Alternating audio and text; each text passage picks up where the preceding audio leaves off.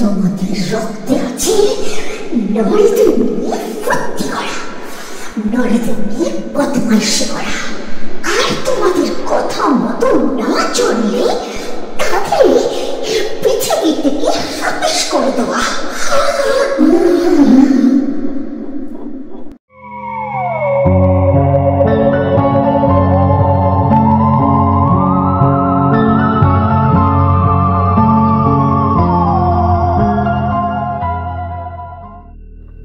আজকের গল্প সোনালী বসুর কাহিনী অবলম্বনে অশরীরী।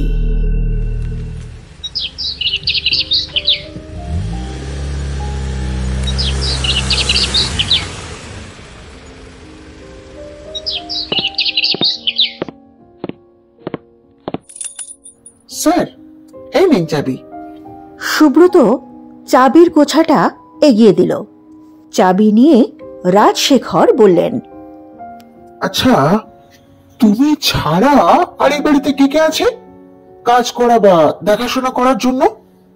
আগে আমি আপাতত কেয়ারটেকারের ভূমিকা পালন করছি, আর এছাড়া এই বাড়িতে চম্পা আর গৌড় আছে। ওরা এই বাড়ি ঝেড়ে পুছে গুছিয়ে রাখে। যারা পিকনিকের জন্য ওখানে আসেন, চম্পা তাদের জন্য রান্না বান্নাও করে দেয়। তবে ওই রাতে কেউ থাকে না, তো আমরাও কেউ রাতে থাকি না। সন্ধ্যের মধ্যে কাজ শেষ করে বাড়ি ফিরে যাই। অবশ্যই বাড়ি যদিও আমাদের খুব একটা দূরে নয়, এই বাড়িরই বাউন্ডারির ঠিক বাইরে কিছু ঘর আছে, আমরা সকলে সেখানেই থাকি। আসলে এই বাড়ির যিনি প্রথম মালিক ছিলেন, তিনি এরকমই নিয়ম করেছিলেন।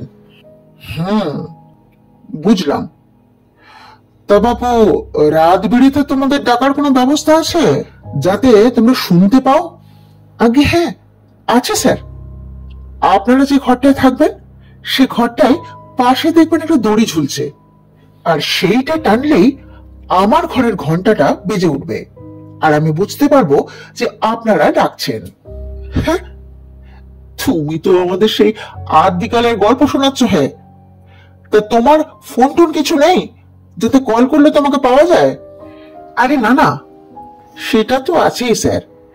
আসলে এটা তো গ্রামাঞ্চল, সন্ধ্যের পরে না ওই টাওয়ার কানেকশনের একটু প্রবলেম হয়, তাই বলছিলাম আর কি। ঠিক আছে, তা তুমি এখনই চলে যাবে নাকি? তা কেন স্যার, আপনারা রাতে কি খাবেন সেটা বলে দিলে চম্পাকে দিয়ে বানিয়ে ঘন্টা খানেকের মধ্যে এসে পৌঁছে দিয়ে যাব। রাজ ওর বন্ধু অনিমেষের দিকে তাকিয়ে জানতে চাইল, কি হ্যাঁ, রাতে কি খাবে? ধুর ধুর, এরকম জানলে আসার সময় বাইরে থেকে কিছু একটা কিনে নিয়ে আসতাম ক্ষণ। আরে অত চিন্তা কিসের, ও তো বলছে যে রান্না করিয়ে দিয়ে যাবে।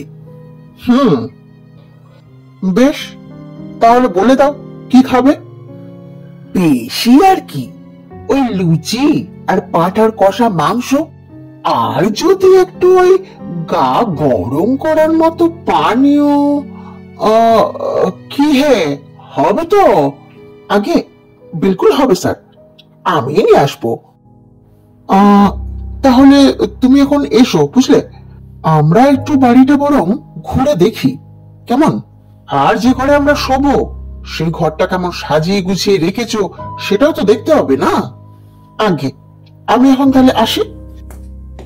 সুব্রত চলে যাওয়ার পরে রাজ আর অনি, মানে রাজশেখর আর অনিমেষ, নিচের ড্রয়িং রুম থেকে উপরের দোতলায় উঠে আসলো। পুরনো দিনের জমিদার বাড়ি, তাও একেবারে গঙ্গার পাড়ে। এককালে নাকি জমিদাররা এই বাড়িতেই থাকতো। তারপর কোনো এক পুরুষের জমিদাররা শহরের দিকে বাড়ি করে সপরিবারে চলে যান, আর তারপর থেকে বাড়িটা পড়েই ছিল। তবে তারও বেশ কয়েক পুরুষ পরে এই জমিদার বংশেরই এক ছেলে, যিনি বর্তমানে এই বাড়িরই মালিক, তিনি এই বাড়িটা ভাড়া দিচ্ছেন পিকনিক পারপাসে। কারণ এত বড় বাড়ির দেখাশোনা করে রাখার খরচ কিন্তু প্রচুর। বাড়িটা ভাড়া দিলে কিছু টাকা তো উঠেই আসে, তাই এই ব্যবস্থা। বাড়ির ভেতর পা রাখার সঙ্গে সঙ্গেই ওদের কেমন যেন মনে হচ্ছিল যে ওরা যেন সেই পুরনো জমিদার আমলে এসেই পড়েছে। এরপর দোতলার যেই ঘরে ওদের শোয়ার ব্যবস্থা করা হয়েছিল, ওরা সেই ঘরটাতে এসে উপস্থিত হলো।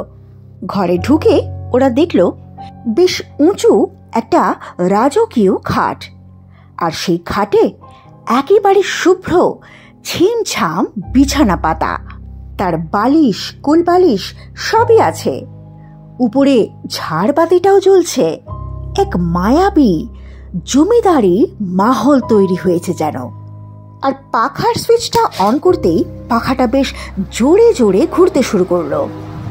ওরা ঘরের লাগোয়া বাথরুমে এক এক করে ফ্রেশ হয়ে এলো। রাজশেখর দোতলার লাগোয়া বারান্দার দিকে এগিয়ে গেল। বারান্দার দরজার ছিটকিনিটা হাত দিয়ে খোলার চেষ্টা করলো রাজ, কিন্তু দরজাটা তো খুলছে না। বেশ গায়ে জোর দিয়ে একটু ঠেলাঠেলি করতেই দরজাটা হঠাৎ দুম করে খুলে গেল। আর দরজাটা খুলতেই এক ঝলক ঠান্ডা হাওয়া ওদের সবাইকে মাতিয়ে দিয়ে গেল কিছুক্ষণের জন্য। এদিকে ততক্ষণে বাথরুম থেকে অনিও বেরিয়ে এসেছে। সে বলে উঠল, রাজ, একদিনের জন্যই সই।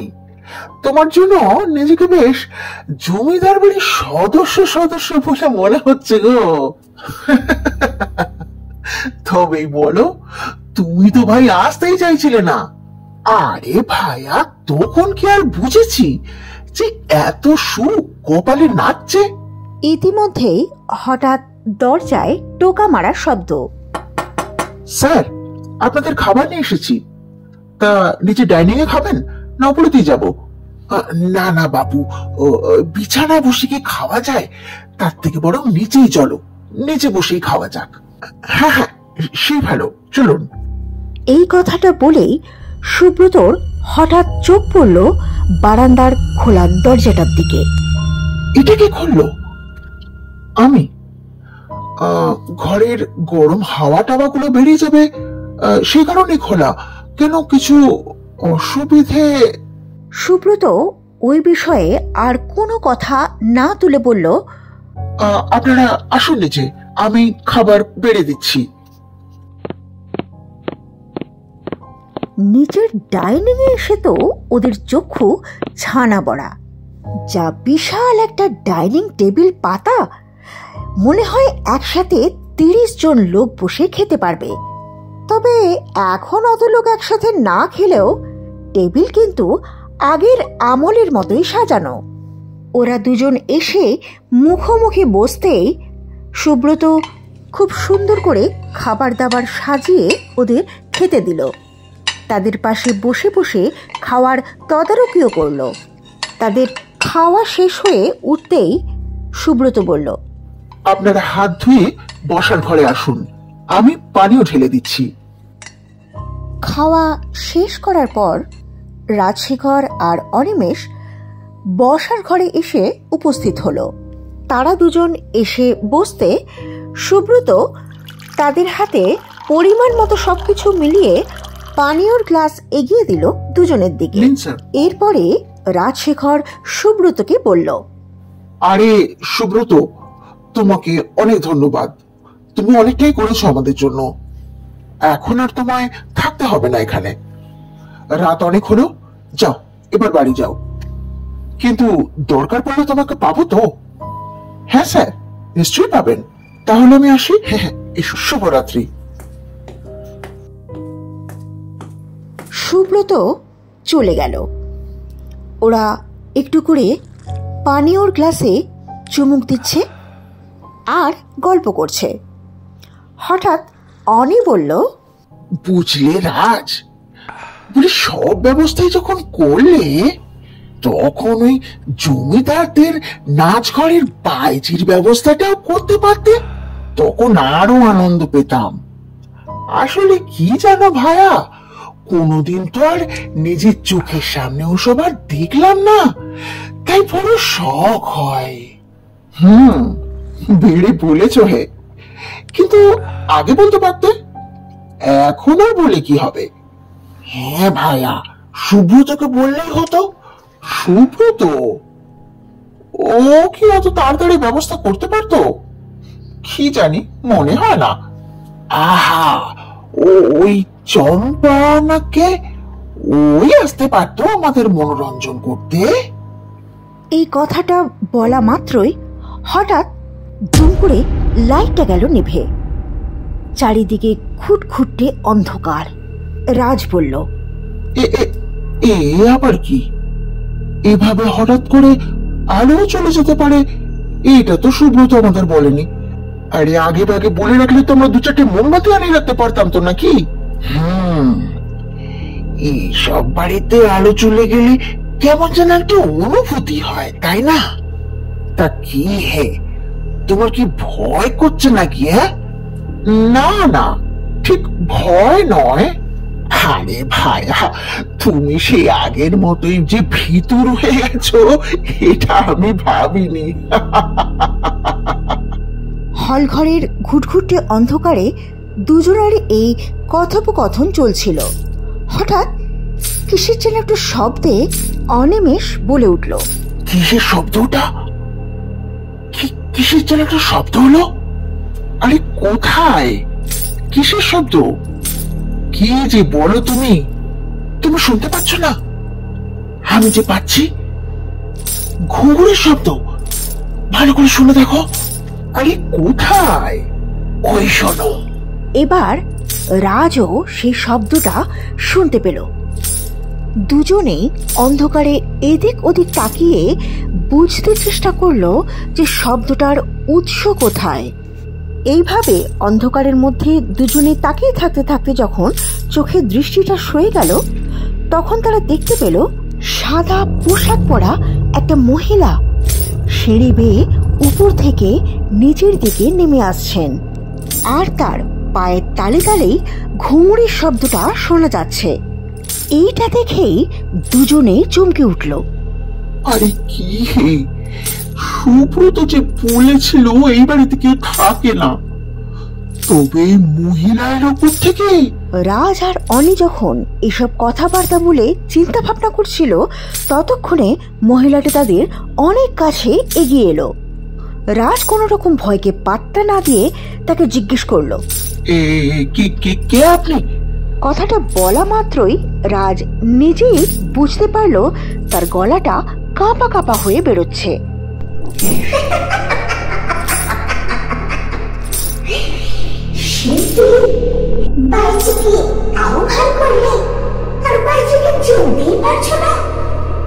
মানে তোমাকে কে ডেকেছে? আমরা ডাকিনি, আমরা ডাকিনি। কি নাচ দেখতে শুনি? কত্থক নাকি আধুনিক কিছু?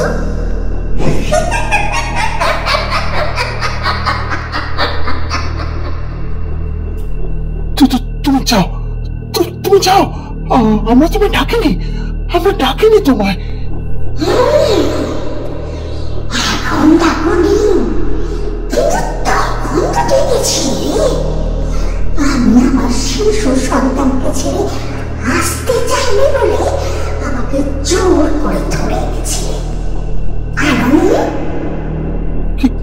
কি সব বলছো আজগুবি? আমরা তো তোমাকে চিনি না। চিনো চিনো, তোমাদের রক্তে আছে নারীদের নিয়ে ফুর্তি করা, নারীদের নিয়ে বদমাইশি করা, আর তোমাদের কথা মতো না চলিয়ে তাদের পৃথিবী থেকে আপিস করে দেওয়া।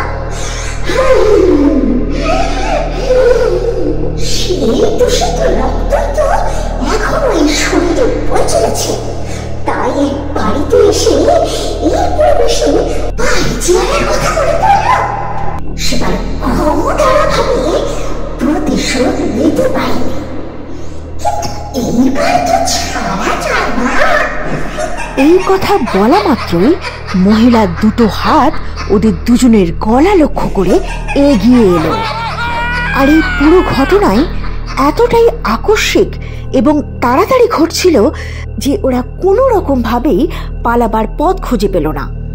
রাজ অবশ্য চেষ্টা করছিল জোর করে সুব্রত সুব্রত বলে আওয়াজ তোলার, কিন্তু তার আগেই সেই মহিলার আঙুলের চাপ ওদের গলার ওপর এতটা বেশি বেড়ে গেল যে তারা আর গলার থেকে টু শব্দটিও করতে পারল না। অনিমেষ, রাজশেখর দুজনেরই গলার স্বর আটকে গেল। গো গো শব্দ করে ওরা আপ্রাণ সেই হাতের আঙুলগুলোকে ছড়ানোর চেষ্টা করছিল, কিন্তু বৃথাই চেষ্টা। একটা সময়ের পরে তারা দুজনেই গড়িয়ে পড়ল মাটিতে। এরপর বেশ কয়েকটা দিন কেটে গেছে।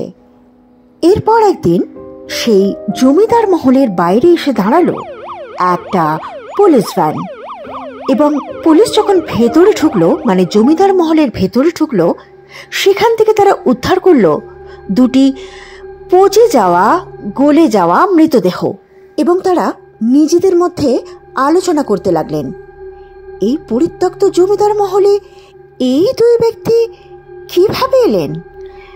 না, তারা সুব্রত বা চম্পা নামে আশেপাশে কাউকে খুঁজে পাননি, আর না আশেপাশের কোনো লোকজন তাদের নাম উচ্চারণ করেছেন। আর এই ঘটনা নিয়ে কোনো কেস আগে এগোয়নি। তার কারণ হলো সকলেই জানেন, এবং এই জমিদার মহলের বর্তমান মালিক যিনি, তিনিও জানিয়েছেন যে এই জমিদার মহল আজ বহু বছর ধরে পরিত্যক্ত। কিন্তু কেন পরিত্যক্ত সেই বিষয়টা নিয়ে আর পুলিশ মহল মাথা ঘামায়নি।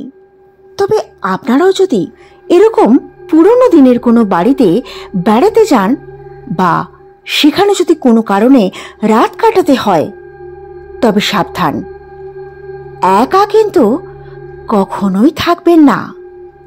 কারণ কে বলতে পারে সেখানেও তো লুকিয়ে থাকতে পারে কোনো নির্যাতিতা, বন্দিনী, অশরীরী।